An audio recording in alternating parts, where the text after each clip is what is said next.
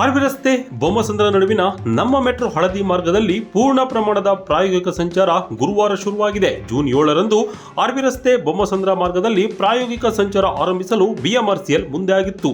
ಆದರೆ ಹೊಸ ತಂತ್ರಾಂಶ ಅಪ್ಲೋಡ್ ಮಾಡುವುದು ತಡವಾದ ಕಾರಣ ಅದು ಸಾಧ್ಯವಾಗಿರಲಿಲ್ಲ. ಫೆಬ್ರವರಿ 20ರಂದು ಚೀನಾದಿಂದ ಚಾಲಕರಹಿತ ರೈಲಿನ 6 ಬೋಗಿಗಳ ಮೊದಲ ಸೆಟ್ ಹೆಬ್ಬಗೋಡಿ ಮೆಟ್ರೋ ತಲುಪಿತ್ತು. ಚಾಲಕರಹಿತ ರೈಲುಗಳ ಮುಖ್ಯ ಪರೀಕ್ಷೆಯಾದ ಸಿಗ್ನಲಿಂಗ್ ಪರೀಕ್ಷೆ ಮುಗಿದಿದೆ. ಇದೀಗ ಸಿಗ್ನಲಿಂಗ್ ಕಮ್ಯುನಿಕೇಷನ್ ಮತ್ತು ವಿದ್ಯುತ್ ಪೂರೈಕೆಯೊಂದಿಗೆ ವ್ಯವಸ್ಥೆಯನ್ನು ವಿಲೀನಗೊಳಿಸುವ ಪರೀಕ್ಷೆ ನಡೆಯುತ್ತಿದೆ.